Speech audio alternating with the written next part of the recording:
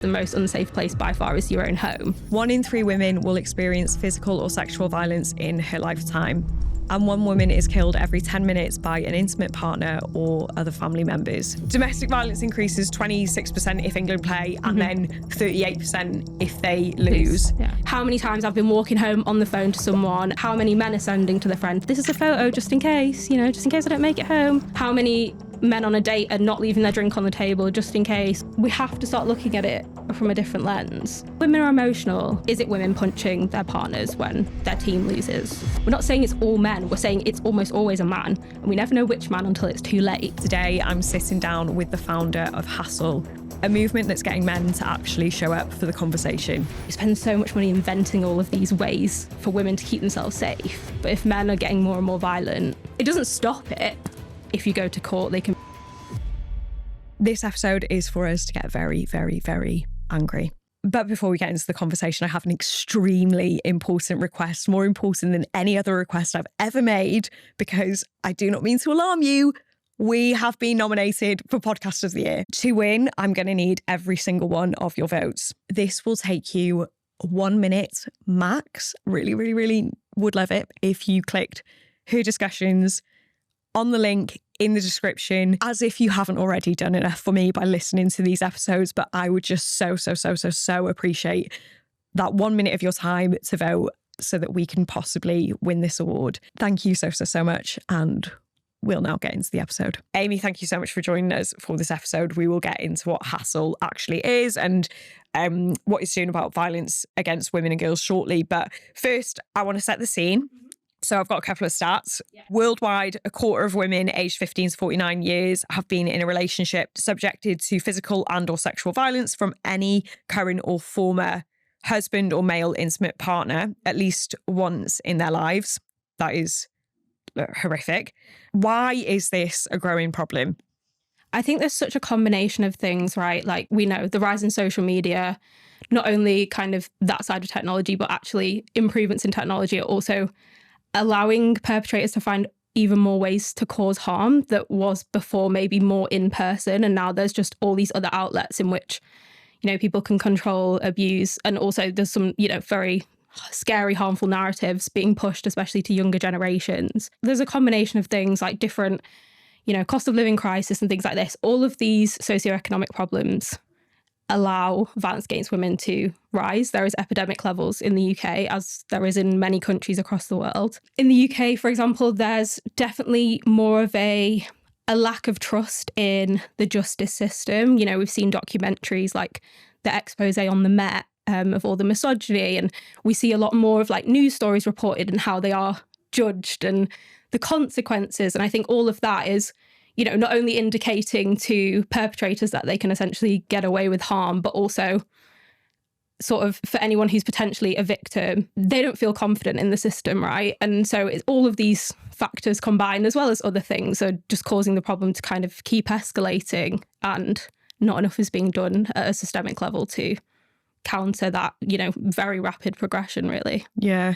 We're going to have to talk about some of the really topical issues at the moment. So the Manosphere documentary and the World Cup as well. Yes. But first, I want to know, what was your drive for this? Where did that come from? Yeah, I always say that social issues have just been a thing for me my entire life. I've always been quite interested in politics and things like that. And my parents always taught me about, that stuff, and also my privilege. I think I always say quite a weird child, and now I put it down maybe a bit more to ADHD, but I think I always had that really strong justice sensitivity thing, and was always very aware of my privilege, and kind of felt guilty of why this was just a lottery. I could have been born to any family anywhere in the world, and I'm not. I got very lucky with the parents that I have, and even just I'm white, I'm straight, everything pretty much apart from being a woman is working in my favour.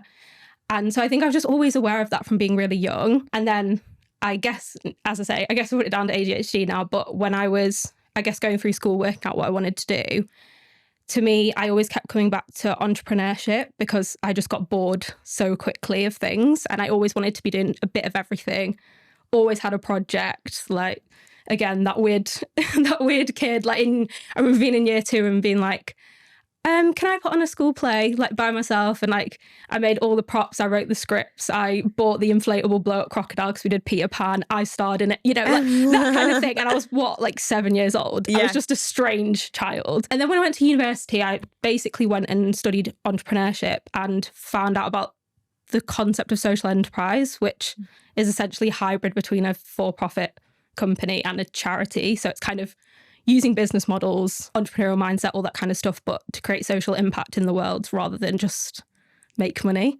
So for me, I was like, this is what I want to do. And so that was kind of like the whole background. And then I've run social impacts brands before. And then I was starting one during COVID when I was graduating, and COVID ruined all my plans. And so I ended up moving to London. And that's where, I mean, I'd had experiences from being a teenager, right? Like every woman has. But I think it was very heightened in London. I think just I spent a lot of time traveling to places on my own, you know, even just like networking events or going to meet friends or whatever it was.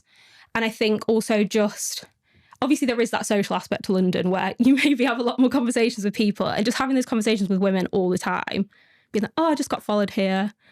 Oh, this just happened. Me telling a story. Oh, yeah, that happened to me last week. Like the way that we'd normalized it so much.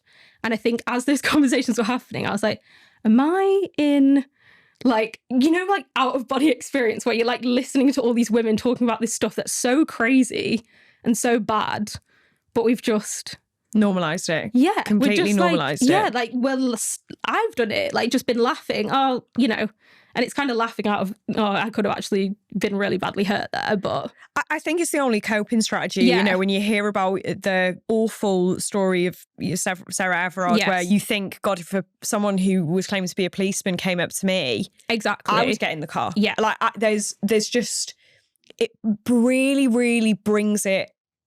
Yeah, you're like, I've been in that situation. How many times I've been walking home on the phone to someone, and like you said, a police officer could have stopped me, and I could have been I would have got in. Yeah, I absolutely would have got in. 100%, because that's what you're taught. That's the thing. You're told to trust, which, you know, ultimately we should do. We should be able to. We should be able to, exactly. We should be able to. But that's, you know, so often people in authority figures are still perpetrating this stuff. Yeah, and I just think that is our only coping strategy, because I was explaining before we started recording, Dr. Mimi Runs, who's she does sports science, and she came on the podcast, and we were talking about women's safety, training for marathons, because if you're working a 9 to 5 and it's winter, you can't physically get in your training runs without doing some of them in the dark. Yeah. And she explained a story about how someone came up to her with a rope, and she was laughing about it.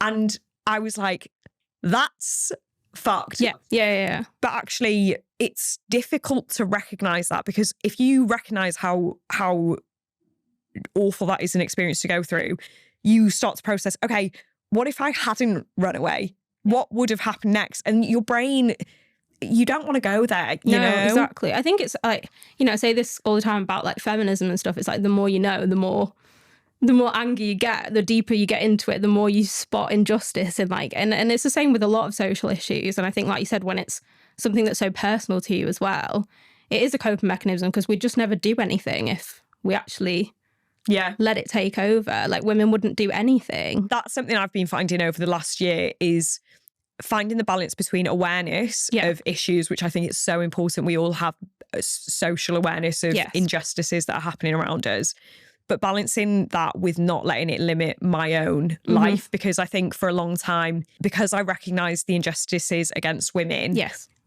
it put a cap on my potential, because in the back of my mind, because that's all you're consumed by it. Exactly. Like I knew women were judged for X, Y, and Z. Women found it harder to do this. Women, there were all these extra barriers for women, and they became limiting beliefs. And actually recently I've been trying to work against that by recognising, right, Faye, if you need to break down those barriers, you almost need to ignore that they exist. Applying that to violence against women and girls.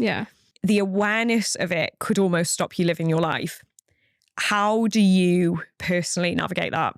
I think HASSL's given me something to channel that into, because I've definitely been through phases. Like, as I say, I've always been really interested in like social issues, and like, you know, I'd get really deep into like the wars that were going on in the world and all this kind of stuff. But then it can just consume you, so you can't do anything else. And I think for the first time this is where I'm like, okay, but I'm actively doing something about it. So it feels less heavy in some ways, because I'm like, okay, I'm channeling all of that frustration and X, Y, and Z into doing something to, that I believe anyway, to tackle the problem. And I think that's all you can do. I think, like, I totally get what you mean in terms of you've got to create that balance, because, and I think this is where sometimes, not saying that that's what you're doing, but like internalized misogyny comes from, because you get to that a bit more extreme point where it's like, okay, I don't even want to identify with women because I don't want to have to face those same barriers. I don't want to be put in the same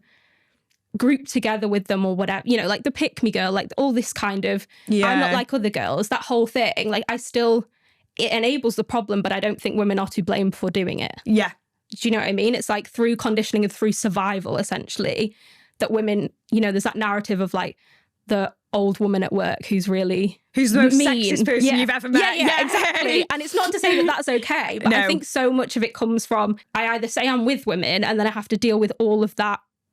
I'm aware of all the stuff or I position myself as not like other women, and potentially it gives me a leg up because I go, oh, I'm one of the lads or whatever. Yeah. I don't think it's I think it's a forced thing through a societal problem that people make different decisions within that sphere, right? But I think it's so interesting because, again, like, and we'll probably go into this in a bit, but like HASSL is all about meeting people where they are and giving people grace, and not just being like, okay, well, you're a bad person, so see ya. It's about, why do people think the way they do? How much of that is conditioning? How much of that is circumstance? How much is the way that they've been brought up and all this kind of stuff? And trying to believe that most people are inherently good and understand how to take them on a better path. That's kind of like the mentality behind it. But anyway, that was a whole tangent. Yeah. But I'm going to save the Manosphere conversation for when we talk about HASSL, because I think that will feed in really nicely. 100%. But let's talk about the World Cup. Domestic violence increases 26% if England play, and then 38% if they lose. Yeah. How does that make you feel during this time when the World Cup is on? I think on a personal level, I can't think about it too much, because I always say this and it sounds quite, I don't want to say like psychopath vibes, but you have to detach yourself, because we hear the most harrowing things every single day, not just on the news, but also people sending us stories, our own ambassadors telling us things. Like, if you internalize all of that, it's so heavy. And that's without any of my personal experiences. That's without all the hate and abuse and stuff we get. Like, that's just one part. So I think you do have to kind of detach yourself from it in terms of a personal thing. I think football is such a good example of where, I mean, one of the things you always, they always say women are too emotional. And like, is it women punching their partners when their team loses? No. That's the reality. Like, we don't recognize anger as an emotion for some reason, because it's largely associated with men and patriarchy and XYZ. Those stats are so crazy, right? But we never call men hormonal or emotional. Yeah, exactly. And it is that thing as well of like, football is such a, especially in the UK, it's such a big thing, especially, increasingly for women, but for men. And these people are their heroes. And the thing is, it's not just people going to these games, it's players that are playing this time that have allegations against them, that are waiting trial, like whatever it is. What kind of message does that send? Like, not just to men who are looking up to these people, but to women, of like how much your life matters. And how much your voice is valid. Yeah, it's just, there's no value there, because like, oh, we'd rather have them play a game. Yeah. Ultimately, I don't want to take away from, I understand that football is a huge thing. And like, I think it has so much potential for good. Like, it unifies people in a lot of ways, and, it brings people together. And especially when England's doing well, it's like this whole, everyone's like camaraderie and everything. But it's like the increase in like alcohol and all this, all of it together, plus going to matches and they're often rowdy and people get riled up, and, and it isn't just when they go home, it's also when they're at matches. Men are also suffering, not necessarily in the same way, but how many fights, how many, all these kind of assaults that are happening. And yeah, it's one of the industries we are in talks with, should I say, in terms of tackling this stuff, because we're very much like looking at an industry, looking at all this stuff from an industry systemic perspective. We're not just like in the nicest way sticking up some social media posts. Like, we're really trying to go in, especially in the predominantly male sectors where this problem is just, they have so much power to do so much good in the world. They have so much influence. And if we can use it in the right way, there's a lot of potential for it to shape a very different future for like women's safety, especially. Yeah. You mentioned that you get a lot of hate, and when I find it really interesting in a really sad way, especially when the conversation comes up around the World Cup about the increase in domestic violence. Yes. There are some people who really take that being brought up as a personal attack. 100%. And how can drawing attention to women and girls being subjected to violence ever be controversial? And it's always so surprising to me that it really is a really controversial topic. Yeah. But first, we're going to play a little game called Buy or Bye Bye. I'm going to show you something, and I would love to know whether you would buy this thing or you would say bye-bye to it. There's only one rule. We love nuance. If you want to give balance, you're welcome to. If you also want to say get in the bin right now, you're welcome to. Mm-hmm. Personal safety alarms. Can I give the nuance now? Yeah. Okay. Give nuance. It's not like phone a friend. You can use the nuance on everyone. Okay. I would say with all personal safety stuff, and I feel like this is going to apply to a lot of these, if on an individual level it makes you feel safer, do what you need to do. This problem isn't solved overnight.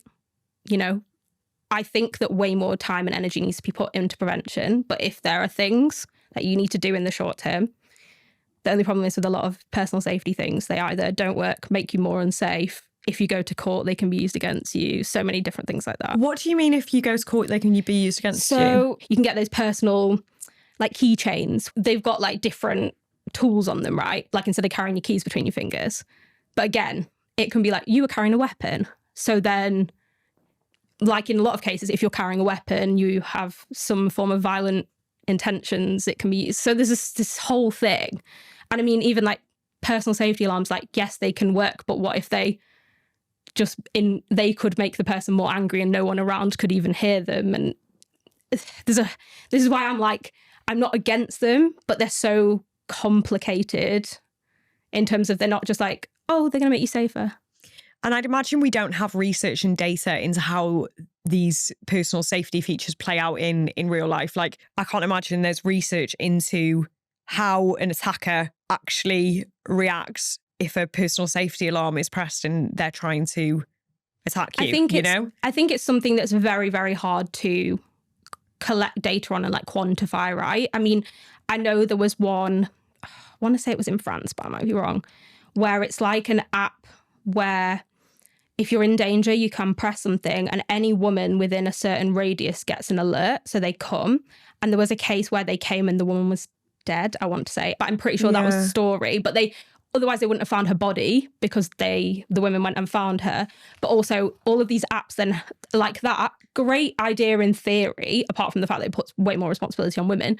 But also men can pretend to be women to use, like, what's the vetting process? Like, I know there was quite strict ID checks and all this kind of stuff. But I know I was talking to one of our ambassadors and she's in Canada and she was saying like they have this buddy system where like you can request a buddy to help you home, but also is that also prone to violent perpetrators abusing it, you know?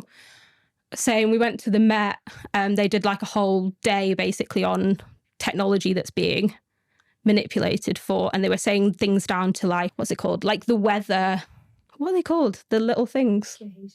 Yeah, like that that people were tapping into them to monitor people, like seeing when they were in the house, like all this, like AirPods, they were dropping AirPods to track where they were going, like when their kids were like all of this stuff. It's just, technology is amazing, but also it never solves a problem. This is the thing, they all just plaster, even if they help temporarily or for in the moment. And I'm not saying, I think it's just very individual, right, in terms of like how you feel in that moment. But personally, it doesn't make me feel safer. Like there's definitely things I do, like I ring my mum if I'm on my own and things like that, and I would choose like a taxi on an app rather than just like calling in the street or whatever. So I definitely think there are things, but it's just, again, it's like we spend so much money inventing all of these ways for women to keep themselves safe. But if men are getting more and more violent, or even if men are just remaining as violent as they are, it doesn't stop it, you know? Yeah. It just plasters. Like, it's good, it's well-intentioned. Like, I think this about all of these things. I don't think, you know, people out there making safety devices are, I mean, maybe some, but like a lot of people are well-intentioned. It comes from personal experience, whatever. But it's just, every time I'm like... Yeah. Because it's just that mental load. Like, how much money are you spending on this stuff? How much time you spent thinking about it? How many calculations do I press the button? Do I not press it? Am I, you know, and sometimes often you don't know until it's too late. Like, we have a radar, and I feel like women are pretty good at knowing when someone's about to be inappropriate or whatever. But then you don't know what point it's going to get to. And then there's stuff like British Transport Police have a number that you can call, but how quickly they actually come. And, you know, it's just, again, it's they're all well and good, but they're just plastering. Yeah. Not really.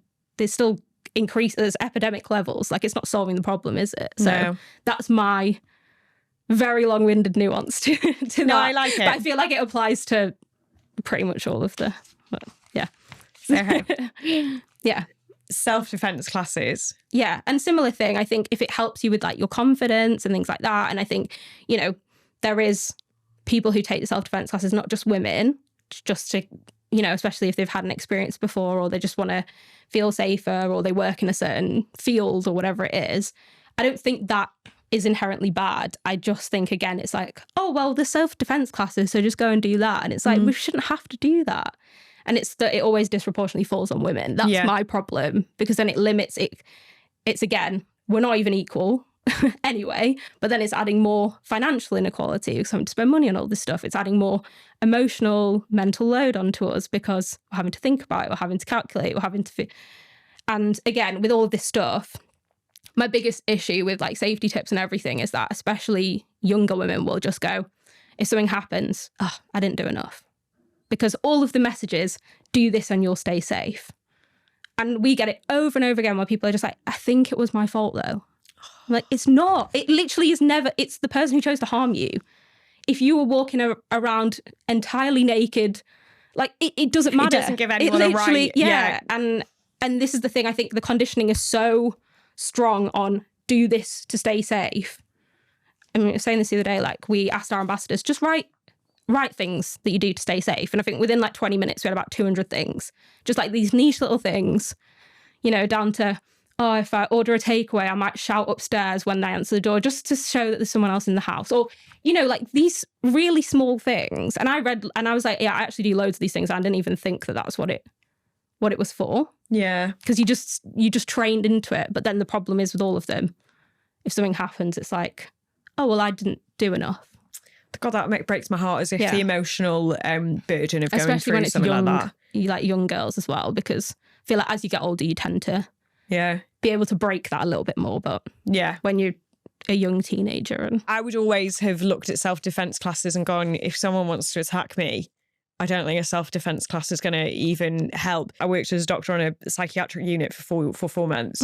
We did like breakaway training, which was actually so useful, and I really valued that.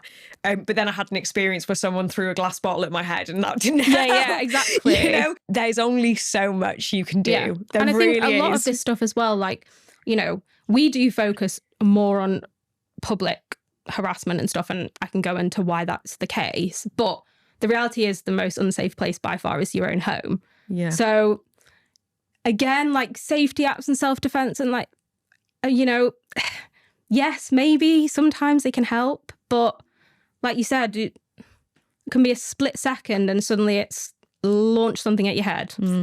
You know? And I think that it all feeds into stranger danger. Yeah. Because it's so much easier to conceptualise violence against women and girls when it's a stranger walking around the corner. Yeah. And not the reality for most 100%. women, where it's the people closest to them who perpetuate this violence. Yeah. Fake call apps. You mean like where you can kind of have like a man on the phone or whatever, those kind of things. I think, again, just similar thing, well-intentioned. I think a lot of people, as I say, I do that. I would ring my mum or a friend or my parents, whatever. But again, it is just that it's the same thing. It's like, it's nice that you're doing this, and I think it's well intentioned, but is it solving the problem? No. Yeah. And I also find, and I'm sure a lot of women can agree with this, that every time they invent a new thing, they just find another way around it. Yeah. There's another thing. So then the mental checklist just gets longer and longer and longer and longer, because then you're planning for every single eventuality. So one of the things all the time is like, oh, you know, if you say if someone's being inappropriate, whatever, and I've had it before where they're like, oh, do you have a boyfriend? And then I say yes, because, you know, it's easier. That's what we've been taught to do. Just pretend you have one, and then it gets rid of them. And then I've had it where it's like, oh, but could you be happier? Or I don't want to be your boyfriend. I just want to be your friend. And then you're having to create all of these other narratives. Like, it used to be you could just say, yeah, I've got a boyfriend, and it would kind of get rid of them.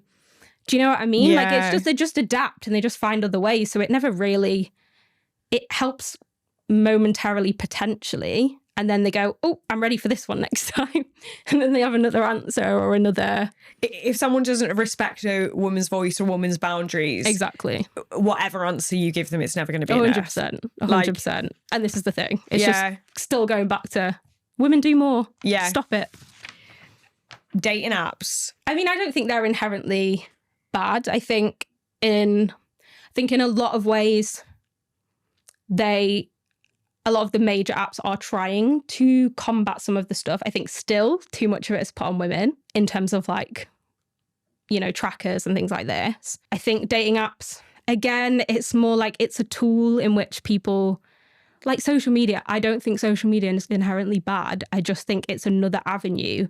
And this is why, like, the problem isn't solved unless you solve the problem at the root. Yeah. Because they just will, you know, social media has many positive, and I'm sure you will agree, like so much positive that comes out of it, and so much that we have been able to do in the world that we would never have been able to do without social media. But there are people abusing it. Like, so I think dating apps the same. I think, you know, that's one of the things we talk about a lot. It's just like the mental load of going on a date and how that differs typically, especially between men and women. Yeah. How many men are sending to their friend, this is a photo just in case, you know, just in case I don't make it home. How many boys are their friends checking in, not to see how they are, to check they're still okay? How many men on a date are not leaving their drink on the table just in case? Or, like, you know, like just all of these things that, again, I don't think it's dating apps. I think it's people abuse, you know, I never really think it's... The app isn't the issue. It's the people it's the using the app. And it's more like they need better vetting, like they need better, like, you know, once someone's reported this person assaulted me on a date, then they should be removed. Like, there's not, again, it's not strict enough in preventing the harm happening in the first place.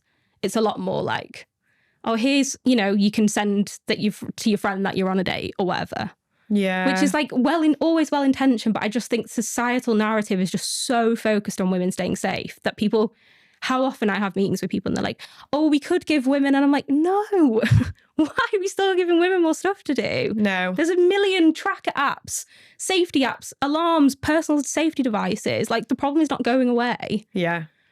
We have to start looking at it from a different lens. And yeah, it's just that, I think that's the thing, like, that all of these things they're just like, yeah, a dating app is just a tool, right? I think it can be used for very positive things as well. It's just...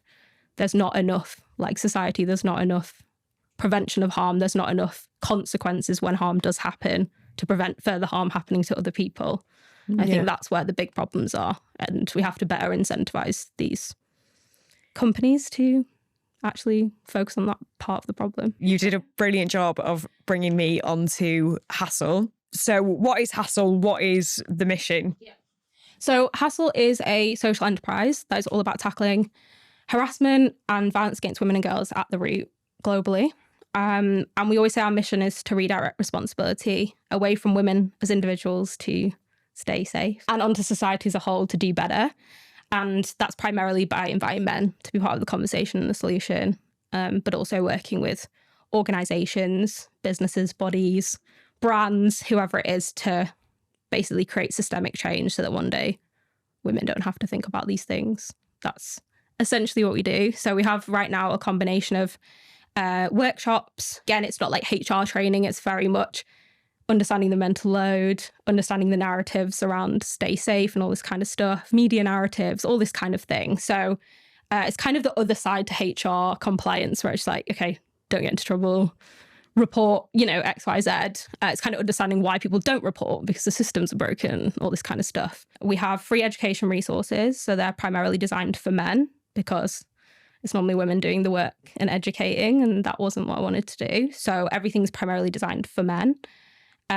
We have an ambassador program, part of which we have our men's initiative. So we have regular calls with men all over the world so they can ask questions, if it's about certain situations or if it's just they share different ideas or situations or just things that they've done better since joining HASSL, for example, to actively be part of the solution.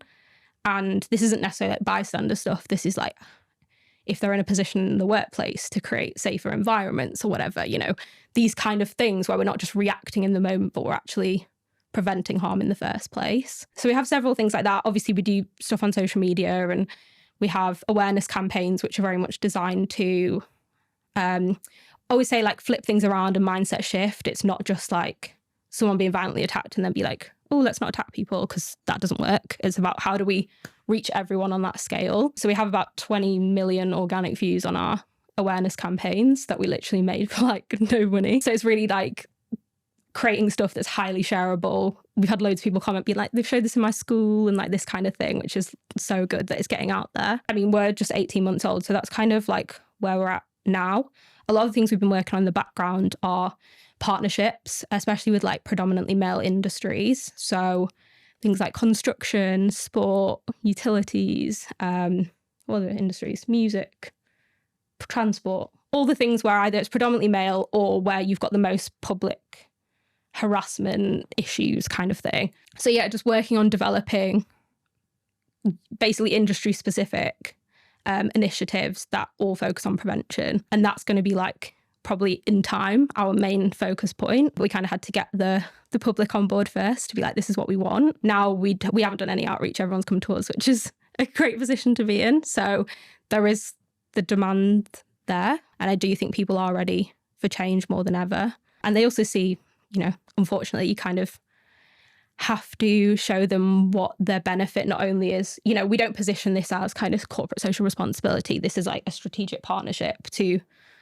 not just things like brand reputation, but very tangible things, for example, women aren't getting public transport because they don't feel safe. Their public transport's losing money. I remember my partner saying to me, I was getting a 50 quid, 60 quid Uber back from a night out. And he was it was 2 a.m. Yeah. And he was oh, the bus is only £3. I was I'm not getting on the bus at 3 absolutely a.m. no chance. And this was really early, and I was living together. Now he's used to the regular, oh, I'm going to phone you when I got off the train, or he'll come and pick me up, or even just walk me home. Yeah. They just don't. We do this in the workshops because we do a mental load thing where I often use the taxi example and just go, what are things you think about when you're getting a taxi? And it doesn't matter what room, what women are in that.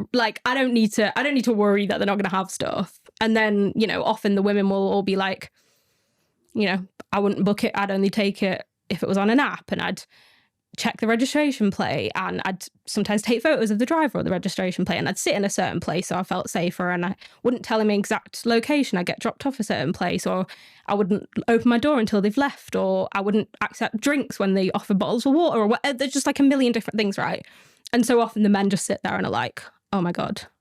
I had no idea. I've never ever thought about this. Yeah. Or they might think of with the other, when we did that one not that long ago, and a guy put his hand up and said, the only thing I think about is, in terms of safety, is if they're texting and I feel they might crash. That's the only thing. Oh, and I thought, and they're actually with the response has been so good, because I think so often, especially in HR stuff and whatever, and it's not to kind of talk down about what other people do, but I think it kind of feels quite, don't do this because it's wrong, or don't slap women on the bum, or do you know what I mean? And most, maybe the majority, aren't actually doing that. Yeah. But they're not really understanding the difference in how we live every single day. and what that does. And it's not about you necessarily causing harm, but it's about your lack of awareness and your privilege that we do not have, and helping men understand that. Yeah. Because my whole thing is like, right now we've got women, the violent perpetrators, and then we've got the rest of the men who maybe some enable it to an extent. Everyone enables it to an extent, even women, but, aren't violent perpetrators necessarily, who are just oblivious. And it's frustrating because people are like, well, men should know, there's so much. I agree. There's so much information out there, but you could say that about any social issue. Oh, well, white people shouldn't be racist. There's so much information. I agree. I wish they weren't, but that's not the reality.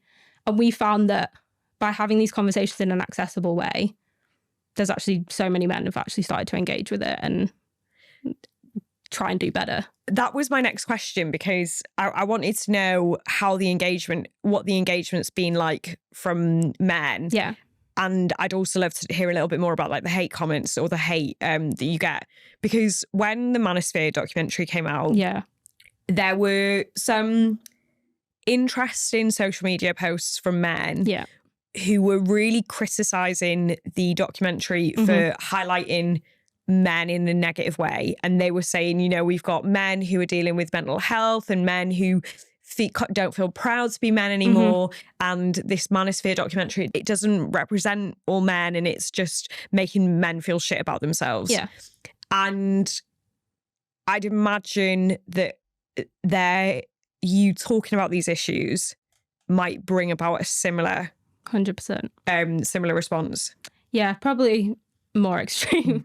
I think we get hate from a whole spectrum. I mean, we do get like death threats, and I won't repeat, but we deserve to have horrible things done to us and XYZ and this kind of thing. What's the rationale? Like, the way, honestly, even the Manosphere documentary, I cannot for the life of me understand why that was a controversial thing to put out. It's highlighting something that we can also, if you watch it, you can see black and white what is happening. Yeah.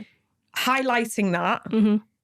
If you feel personally offended and personally attacked as a man who watches that, maybe that says more about you. Yeah, 100%.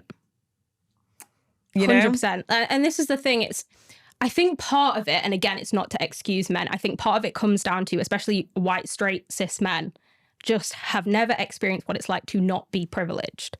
And then it's not even that they are being oppressed, but when something feels like an attack, it's like, it feels like they're being oppressed because they're so used to privilege, right? And I think that's kind of like, to some of them, how it manifests in their brain. Not saying that's okay, but I think when you've never experienced being, having less opportunity or whatever because of something that's like out of your control, then when something like that happens, it can feel like an attack. And if you're more annoyed that men are being represented in that way than that men are doing that to women, you need to take a long, hard look at yourself, because the outrage, I mean, it's just, again, it's like men also suffer considerably at the hands of male violence. So even if you don't care about women, male violence is still a huge problem for men. So it's still bigger than going, oh, women are painting everyone with the same brush. Your bigger threat is not women. It's the men who are violent. It's still by far your biggest threat. And as I say, I think part of it comes from that piece of just never experiencing what it's like to not have privilege almost.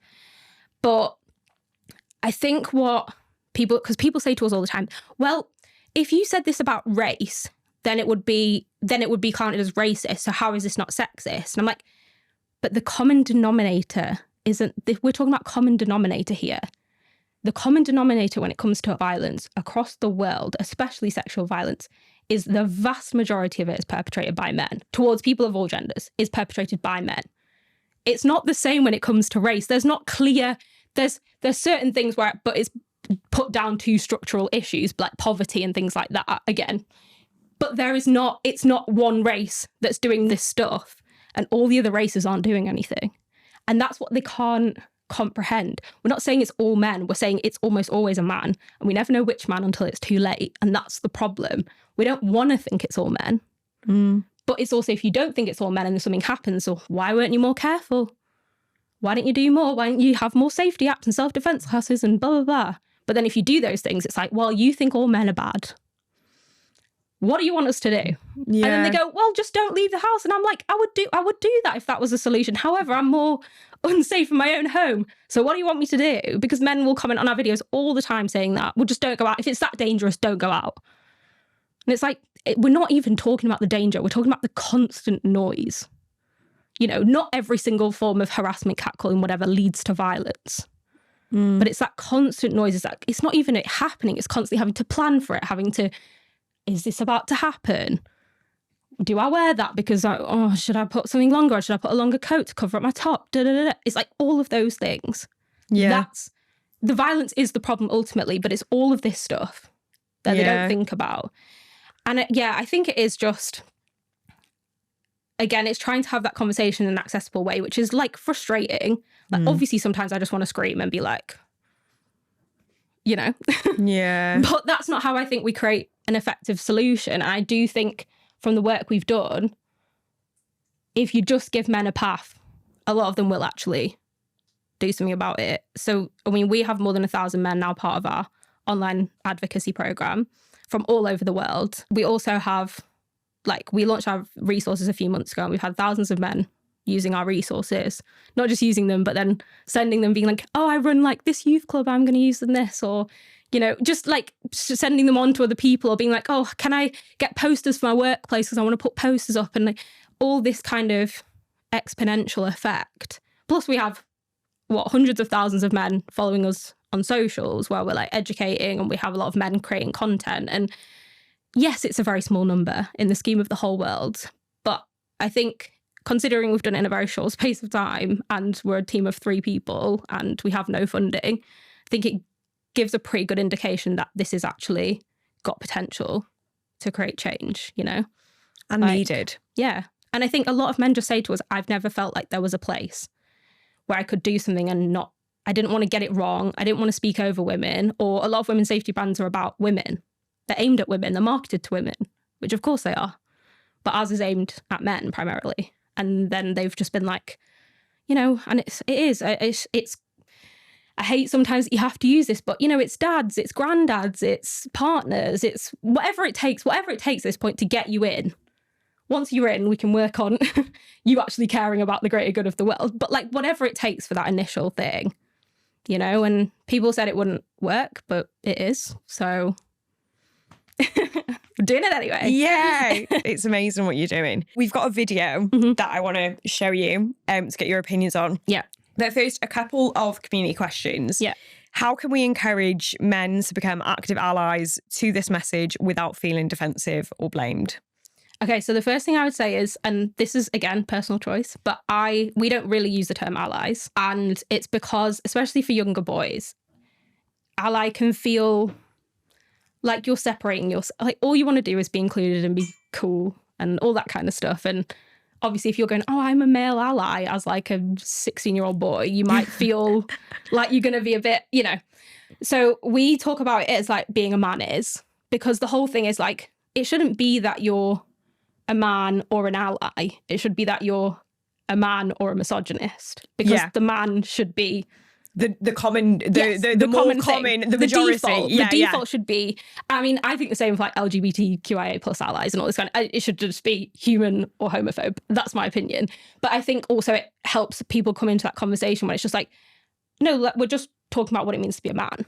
We're not talking about male feminist, male ally that kind of freaks them out, especially if they're further down that scale, right? So that's the first thing. And second thing I would say is, again, it's not easy. And I don't believe or preach that women should forgive men or have to give men grace or anything like that. But from a effective change perspective, like if you're in a position of influence, like a teacher or someone who's senior in a workplace or whatever it might be, I always preach the whole thing of meeting people where they are and giving people grace to do better, trying to understand why people think the way they do, recognizing your own privilege in the way that you think, because I didn't do that for a long time. And actually, because I was raised being taught about all this stuff, I have privilege where I don't know if I was raised in a misogynistic household that I wouldn't have been a misogynist. I'd like to think I wouldn't, but you never know, right? And so other people didn't necessarily have access to the same parents teaching them stuff or critical thinking like abilities or whatever it might be. So trying to understand why people think the way they do, and also just using the questions of like, oh, what do you mean by that? And not in like a combative way, but just trying to understand. Because so often people like regurgitating something they've seen online, or certain influencers said, or someone in the family said, or whatever it is. And if you can try and understand why they think that way, you've got far more chance of coming back to them with something that they can respond to, if that makes sense, rather than if you get angry, they're just going to shut down. It's not to say that women shouldn't get angry. I get angry about it all the time. You know what I mean? But it's like, if you want to create effective change from a systemic level, from a position of influence, I believe you have to understand why people think the way they think, try and meet people at that point, get them don't try and turn them overnight from being a raging misogynist to a women's rights activist. It's not going to happen. I mean, in very rare cases, but you know what I mean? But just trying to get people up one step on that ladder. That's what I always kind of push people to do. We're going to come on to another section called real or not real. Yeah. So I'm going to show you a video and I'd love to know what your thoughts are. Men who do not abuse or sexually assault women still directly benefit from the violence of the men who do. The existence of violent men lowers the standard of behavior for men so low that as a man, all you have to do to be considered a good guy is refrain from raping someone. You don't have to actually protect women. You don't have to stand up to your friends who hit their girlfriends. Simply by virtue of not being a direct perpetrator of violence against women yourself, you are considered a saint deserving of special treatment because violent men have lowered the bar for you. What would be considered basic decency for a woman practically qualifies a man for a Nobel Peace Prize. And women are encouraged to reward men for bare minimum kindness. Most men don't protect women. Most men don't step in when they see a woman being abused. Most men defend their favorite athletes when they're accused of rape. And that's because these men believe that not being a rapist or an abuser themselves is enough. 50% of women will experience some form of sexual abuse in their lives, and 95% of sexual abuse perpetrators are men. You've never defended a woman in your life, but because you've never raped one either, you think that you're God's gift to women. Women are often convinced that they have the world's best husband just because he doesn't scream at her and punch holes in the walls. Never mind that he doesn't know your kid's birthday and has no idea where you keep the vacuum. The fact that he's never slapped you during an argument means Jeff is a total sweetheart. Guys love to get in my comments and say, not all men, and maybe in the most basic baby-brained way you might be right. Not all men are abusive towards women, but all men do benefit from women's abuse. Men who do not abuse... Agree with every single thing. Oh my God. I mean, just on point in every single way. I think this is the thing, like we always say, it's a tricky balance to strike when you're doing what we're doing in terms of like celebrating the men who are taking part and who are, because it is a big thing to do in a way, right? And just before I get cancelled, in the sense that you are stepping out of the norm of what has always been, but it shouldn't be a big thing. It should be very bare minimum. And it's trying to strike that balance between going like, okay, this is what we want men to be like and look like, but also this isn't like the most incredible thing in the whole wide world. This is just how it should be. Yeah. And it's definitely, I agree with every single thing she said. I think there was those two guys who do that Australian podcast, I can't remember what it's called now, and they talked about this on there. And it was just like it was something like what's the word? Like a really amazing guy is just the average woman. And that's what they talked about in like they're very like green flag as men go. But in the way that they were saying, like, you know, all of these things that we celebrate men for doing, women are just expected, or even not even expected, but like have negative things thrown at them when they do it. Like there's so many things like babysitting your kids, like what a great guy. Like, no, they're his children. You can't babysit your own kids. Yeah. But it's like, you know, if he has a career, he's a provider, he's XYZ. If she has a career, she's neglectful, she's selfish, she doesn't. There's just like constantly this like double. And this is like some of the things we talk about as well, because all of this plays into the same problem ultimately, right? And yeah, I think it is just that. Me and my friend used to have this thing like a couple of years ago where we'd say something about a guy like when who we were dating or whatever, and then we just go low bar. Low bar. We like mentally check ourselves because we're like, oh my God, like, you know, I left and like I went home and like he didn't even try to like come back with me, and then we'd be like, oh, that's so good, and then we'd be like, oh my God, this is actually like appalling that we're basically saying that this guy's so amazing because he didn't force himself on you. Like, because it is. And there's this weird in between of like, if women wake up to it too much, they won't want to be in relationships because there's such a small percentage of men who are decent women, if that makes sense, who have the same traits. Because it is that they've never had to, and because of patriarchy and because of privilege. So it doesn't necessarily on an individual level make them a bad person. But, you know, I think more and more women are just getting infuriated by their own partners, especially if they've been with them a long time. That, why am I just expected to do every single thing in the house? And like, even though we both have jobs and we both earn similar amounts, and you know, it is that women do most of the unpaid labour, women do most of the unpaid care, like that's the standard across the world. So my poor fiance gets absolutely his entire life shared on this podcast. But the bar is in hell for men. The bar really is in hell for men. But the biggest green flag of this man is, I remember, like, say the first time I said to him, I'm not getting the bus. Are you not worried about me getting attacked and raped? And then ever since then, I never walk home without him being on the phone or him being like with me if he is there. Yeah. The awareness was raised, and then the action, the behaviour changed. When we moved in together, I'd back-to-back 12-hour shifts. And I was coming home every day. The bathroom was just getting more and more untidy, more and more dirty, more and more dirty. And I was like, I came home from a 12-hour shift and I snapped at him and I was like, I've worked 12-hour shifts. That bathroom is disgusting. Yeah, I shouldn't have to be thinking about why have you not cleaned that? Yeah. Snapped. The domestic labour is I'm almost like living like a kept woman. Yeah. Like, he's a phenomenal man. And maybe I want to end on that by saying there are men who will listen. Yeah, absolutely. Take real action and who are willing to change. Yes. But it does require raising that awareness. So I think it's just absolutely incredible that you are raising that awareness. Thank you. Which is why it's been so wonderful to have you on. Thanks. So I'm going to ask you the final question that we ask all our guests. Mm-hmm. Amy, what do you wish every woman knew by the time she was 25? I think on this topic specifically, just that if something happens to you, it's not your fault. I think that's such a thing that we're conditioned to think, and that women don't unlearn for often a very long time. And it's never about you knowing, it's never about you not preventing it, it's never about you not doing enough. And I think that's the thing that we get messages every day. Like, but did I? No, I don't even need to know what the story is. You didn't. And that's what I think because it prevents us from living our lives, from talking about our stories, from reporting, from all of these other things. And if every woman knew it wasn't her fault, then I think we'd make a significant amount of progress when it came to this issue. Again, the standards for men and women are just completely incomparable. There is no world where you walking down a dark alley is comparable to the person who attacked you. There is no comparison between one is an active act of violence. Yes. It shouldn't even be considered a mistake. It should be a freedom, you know? We can't compare those two things at all. No. You know, ever. And I think that's such an important message to end on. So thank you so much. We will leave all the details for how to find HASSL in the description. And especially if there's any men listening and you want to get involved. Come on. Yeah, absolutely. Thank you so much for having me.